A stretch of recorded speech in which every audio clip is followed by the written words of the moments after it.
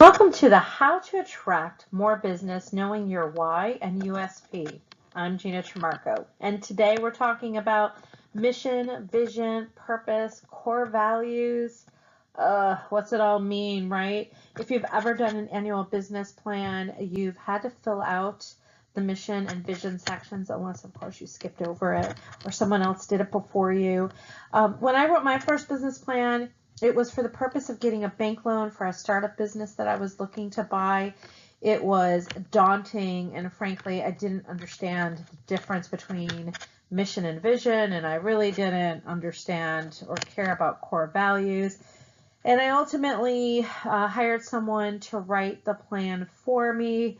And the irony to it is that I ultimately didn't buy that business because once someone laid out the plan, it didn't make sense. So, that's why these plans are so important. Many years later and many businesses later that I've started or tried to start, or I've turned around for other people, working for them in the corporate world, I truly understand why so many businesses fail. Even my very first marketing agency that I started in my 20s, did not last very long because I just didn't know enough and I didn't plan right. Businesses without clear visions, missions, and core values have a higher chance of failing. And if they don't fail, they struggle, and it's painful for everybody involved. This webinar today might feel a little basic and rudimentary for some of you, or could be a refresher or an eye-opener.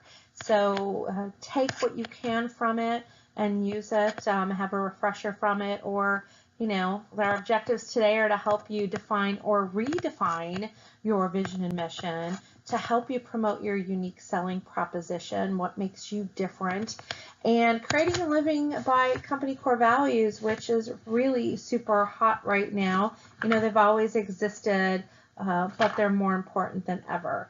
And while the focus is on attracting more business and generating more sales in this webinar, that's what we're focusing on, you can apply these same concepts and steps to attracting your ideal employees and stakeholders as well. But before we get into that, if you could allow me about 1 minute or so to tell you a little bit about who I am so you know what my experience is and why I'm bringing you this content today. My name is Gina Trimarco, and I'm the Chief Results Officer of Pivot 10 Results, a training and strategy company that helps businesses shift from people problems to performance results. I'm also the owner and founder of Carolina Improv Company, an improv comedy theater and school in Myrtle Beach, South Carolina. That was my first brick and mortar company that I started in 2008, and it continues to rank #1 on TripAdvisor for nightlife attractions.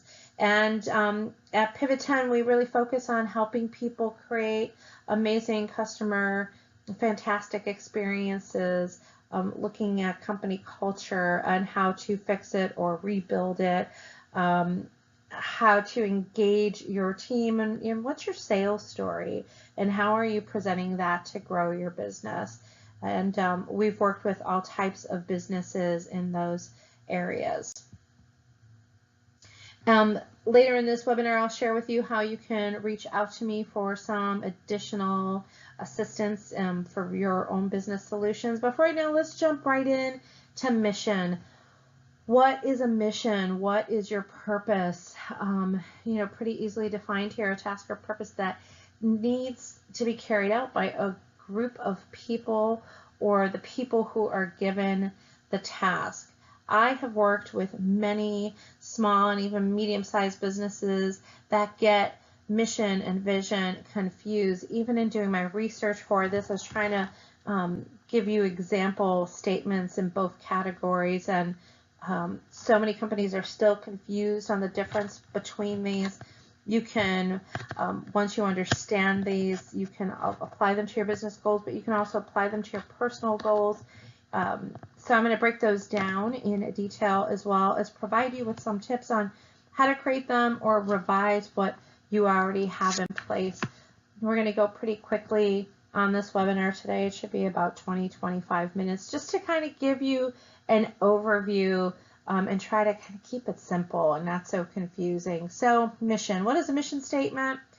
It's intended to clarify the what and the who of a company and designed to explain why the company exists both to internal and external stakeholders. It illustrates the purpose of the company, what it does, and what it intends on achieving. Its main function is to provide direction to the company and highlight what it needs to do to achieve its vision, and it's actionable.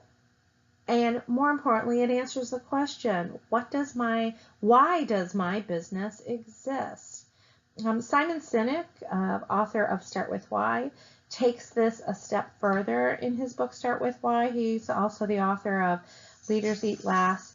I love Simon Sinek. I really follow him, and it was an eye-opener reading his book and following some of his videos.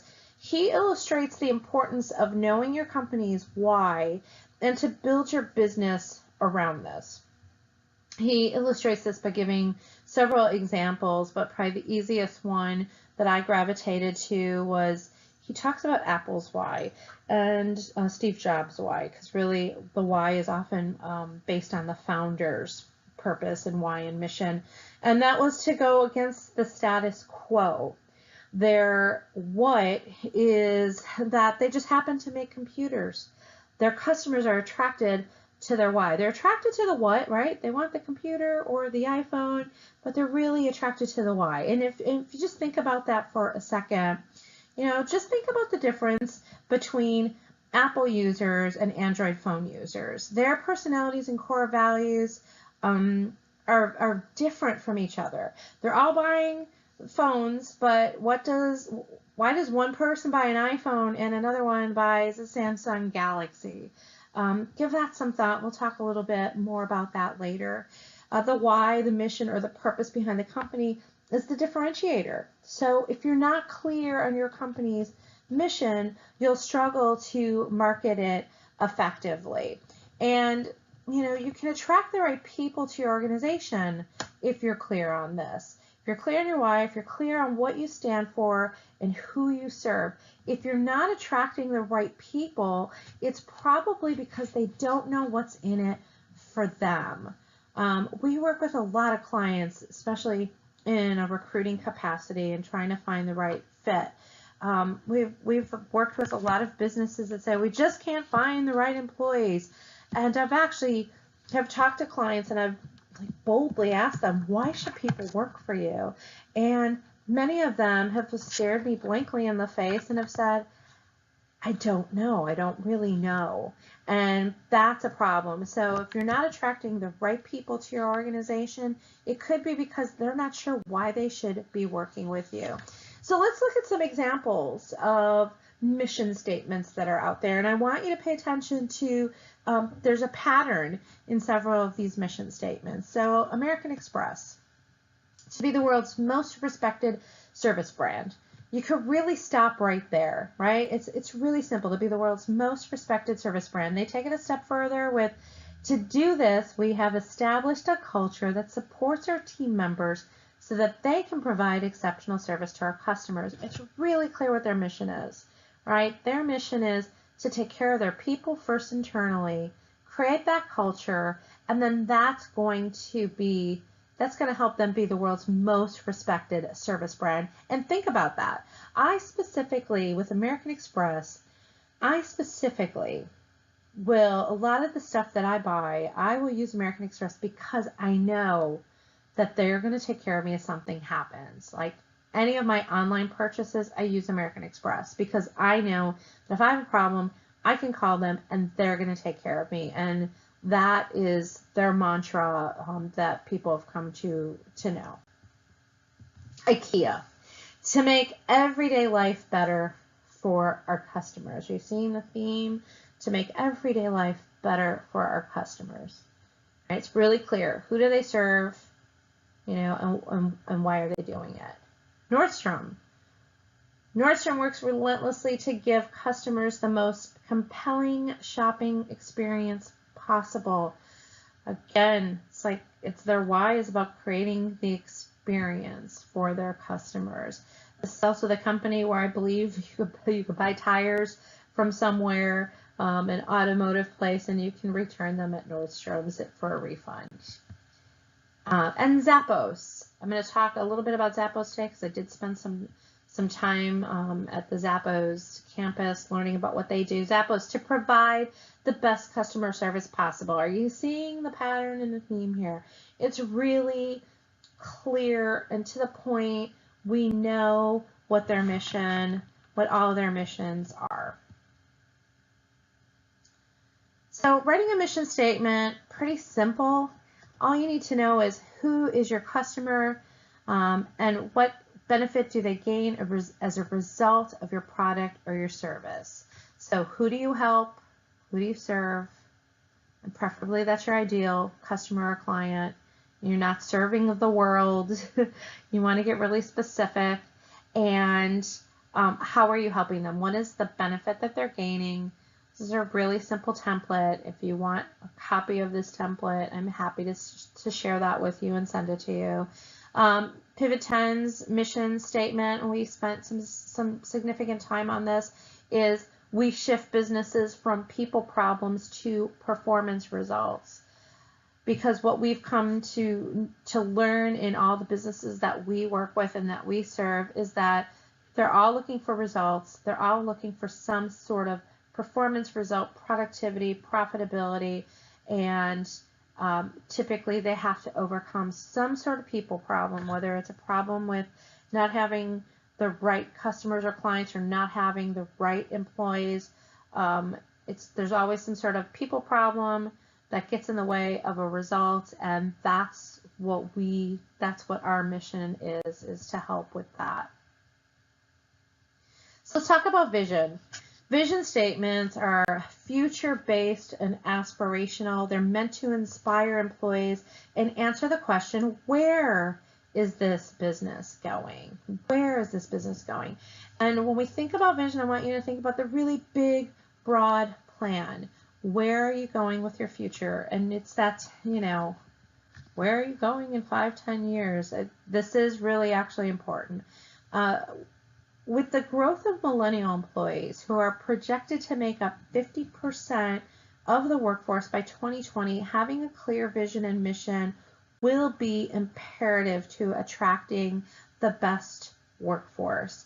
The key to a good vision statement is to think of things in the long term, broad sense, but without sounding generic and being specific.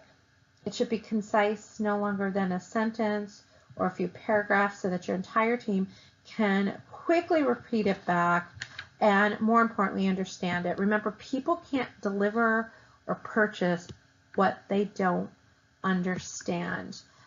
You want to make sure that in your vision statement you have a revenue goal, the target year that you want to hit that goal, your geographical customer impact. Who are you servicing? Are you servicing the world, or are you servicing the town that your headquarters in? Who are those target customers, and what products and services do you offer? And again, this is a reminder on some of the steps to consider. When you're in that process, which is not a simple process. Actually, the vision process for me was certainly more difficult than the mission, because I had to get super specific, and it forced me to sit down and do that. So things to consider: reflect on some of the most significant events or ideas that have impacted your company. Identify core values of your company. And if you don't own the company, these are things that you can rally. You can rally departments and people to do. Sometimes it's a little bit bigger to work with your CEO and founder on this, but it's something that you can do. Infuse your vision statement with passion and emotion. Paint a graphic mental picture of the business you want. Project 5 to 10 years in the future.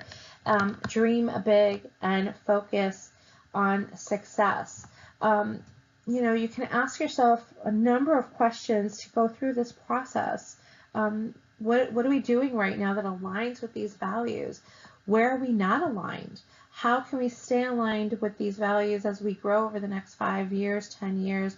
What problems do we hope to solve in the next few years? What do we hope to achieve? Who's our target customer base? And what will success look like if we accomplish these things? And the answer to this last question should shape your vision statement. When you're crafting your vision statement, dream big. There is nothing wrong with a vision statement being a little daring, distinct, or even disagreeable. Remember, a vision statement with a generic goal that anyone can agree with is likely to produce mediocre results. So stay away from, let's go Google vision statements and copy someone's. You don't want to be someone else. You want to be you. If you would like a copy of one of our worksheets on how to just simply work through this to practice the process, you can email us at getresults@pivot10results.com. If you're listening and not watching this, Get Results at Pivot 10, it's pivot and then the number 10 results.com. And we will send that to you. Now we're going to talk about your unique selling proposition. Promoting your unique selling proposition. What makes you unique, that makes you stand out? So you're clear on your mission and your vision. If you're not clear yet, you'll get there. But what makes you different and unique from your competition? This is where we take it the next step further. How do we expand what we've already worked on? Why should customers choose an iPhone over a Galaxy, aside from mission and purpose, right? So we talked about that up front. People are attracted to going against the status quo with Apple and with an iPhone. I personally am an Android user, and I'm very loyal and committed to the Samsung Galaxy. Please do not judge. I think it's maybe like old dog syndrome. I've always been with Samsung Galaxy. I can't wait for the next one to come out. I'm always getting the new one. I resonate with Apple's attitude of bucking the status quo, but I like Galaxy's user interface better, and I especially like the easy access to Google because I run my life and business on Google Calendar and Google Docs and Google everything. So that's really, really important to me and my business. So what makes you different so that when a customer says, why should I choose you? Responding with, because we're better is not a good answer, right? There are salespeople out there who are like, we're better. It's not the right answer, right? That's a whole nother topic we can get into, which we will probably do in a future webinar. They don't want to hear because we're better. You need to understand, what their pain points are, and that's important, and you're going to hear that a lot all the time. But more importantly, again, it goes back to what is your purpose and what are your core values and what makes you different. You cannot be all things to all people. When you can really start to niche and target, it's going to be that much easier for you. So how do you differentiate yourself? Who is your competition? Why should anyone choose you over them? How do you uniquely create the best experience that makes people say, this is an awesome company to work with or work for? What value do you provide? We hear about features and benefits. I always sell the benefits, don't sell the features. But you kind of have to sell both, right? And know the difference. And offer both. So writing your unique selling proposition statement, it's just taking everything that we've talked about so far just a little step further. You already know what your product and service is. Well, let's be really clear on describing what the solution is and the change, the transformation your product or service is going to have. And more importantly with this is, how is your service, how is your transformation different from the competition? What is the key point of differentiation? And this is the piece that you have to get really clear on. and understand that, because your what might be the same as your competition, but your why is going to be the differentiator. I said that at the top of this webinar. So that's, again, I'm going to stress on that. And now we're talking about creating and living by core values. Creating and living by core values. Your core values, ideally you want your core values to be reflected in everything that you do, including how you interact with each other, your customers, your vendors, your business partners, and most importantly, how you make decisions. You know, it seems pretty easy to say we understand what our core values are, but do you and your employees know what your company core values really are? This is important because core values support the vision, shape the culture, and reflect what the company values. They are the essence of the company's identity, the principles, beliefs, or philosophy of values. They help you make decisions. Think of core values as the skeleton or backbone of your culture. They hold everything together like beams in a building. Your mission is like the foundation, right? That's the concrete that you lay down on the floor. And the vision is at the top. It's the roof. It's what you're aiming for. And the core values are that skeleton. They're those beams. So earlier I mentioned spending time at Zappos.com. I've just put up their core values, their top 10 core values. And they are notorious for living by this intentionally. In 2016, I attended their 3-day culture camp. They run several of those a year. Highly recommend them. A little expensive, but worth it. Not only do they preach their core values, but it's obvious in everything that they do. I had an opportunity to shadow one of their employees in the call center. You know, and the majority of the calls that they're getting, they receive that are from customers who need a problem solved. Because, you know, most of their customers are ordering online. So they're not calling to order. They're calling to, you know, find their product, to return a product, to report an issue with a product. So, you know, think about their call center. You know, they have to be really empowered to solve those problems and to give the best possible service, which is their mission. So you think about going back to their mission.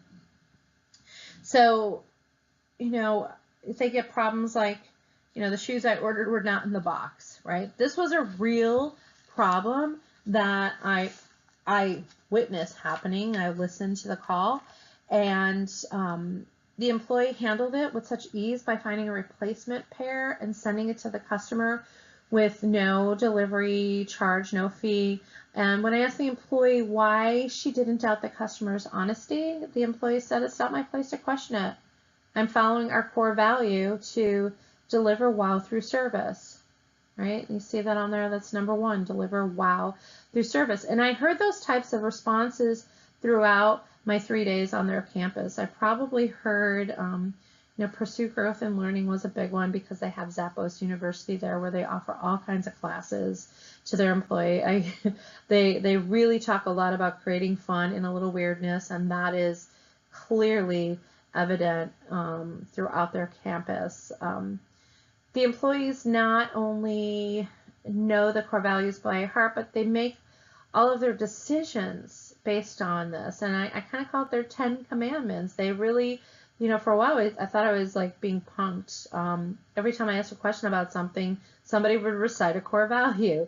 And it's pretty simple, a simple way for empowering your employees by saying, here, as long as you follow these 5 or 10 values in all of your interactions, we trust you're going to be doing the right thing and making the right decisions and exceeding expectations and fulfilling our mission by following the values.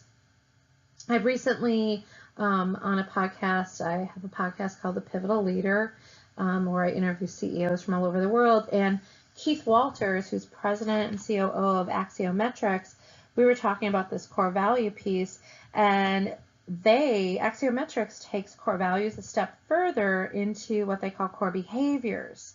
So they have about 30 core behaviors that they live by, and they rotate them weekly. So each week, the decision-making theme is based on the designated core behavior. They discuss how decisions and accomplishments for the week link back to that week's behavior. So many company founders start their businesses without core values in place, and not only is it normal, it's a better way to go. Your employees will help you shape your core values. Zappos.com CEO Tony Hsieh in particular waited a few years before setting the company's values, and he let the employees do it. He literally sent out an email asking, sent out a survey asking employees to chime in on what they thought the core values of the company were, and then they, chiseled them down until they got to what they got to. You can do the same thing. We actually do this for companies, and it's probably my most favorite thing to do and to work on is gathering a group of employees and the leaders and literally brainstorming it out, and breaking them into groups is super fun. Watching what they all come back with and then gathering them all back together and then having a voting process. You can do the same thing in your organization, or you can hire someone to help you do it. Again, that's certainly something that we help people do. So a couple steps that you can take and think about when you're creating your core values. As I've alluded to, gather or survey your employees to determine your collective values. Discuss the commitment to being a core value-based company. If you're going to do that, you need to continue to commit to it. You can't just say this is what we are, but never really do anything with it. Create unique values, right? And that ties back to that unique selling proposition. What makes you different? You see how this all kind of comes together, that whole mission, vision, value piece, putting the foundation, the skeleton, and the roof together. And integrate the core values into everything you do. I make so many decisions based on, does it make sense to work with that client within our values, right? Think about some of the customers or clients you've had where you're like, ugh, why do we work with this client? And it's miserable and it doesn't even meet your values. And it was the wrong decision, to do it just for the cash flow. This is not always the best decision. So integrate those core values into everything that you do. And then step 5, which I didn't list on here, is to communicate those values, roll them out, share them with the company, make sure that everybody knows about it. And as you're working on that, think about other ideas of how you can integrate these values into everything that you do, from recruiting to hiring to training to customer service, team building, operations, accounting, and getting everybody involved in that. So let's review a little bit of what we did today. Did this pretty quickly just to give you kind of an overview to make it really simple, because people, again, like I said at the top of this, get confused with what the difference between vision and mission and why do values matter. So that's what we talked about today, defining or redefining your vision and your mission, promoting your unique selling proposition, what differentiates you, and creating and living by these company core values and making decisions based on that. And of course, if you need help with any of those things, please feel free to reach out to me. Our website's pivot10results.com. That's pivot, the number 10 results.com. You can email us for any of that information, getresults@pivot10results.com, or feel free to call me directly at 843-597-6393, and I am happy to help you in any way possible that we can in getting clear on your vision, your mission, and your values. Thank you so much for your time today and your attention, and I hope to talk to you soon.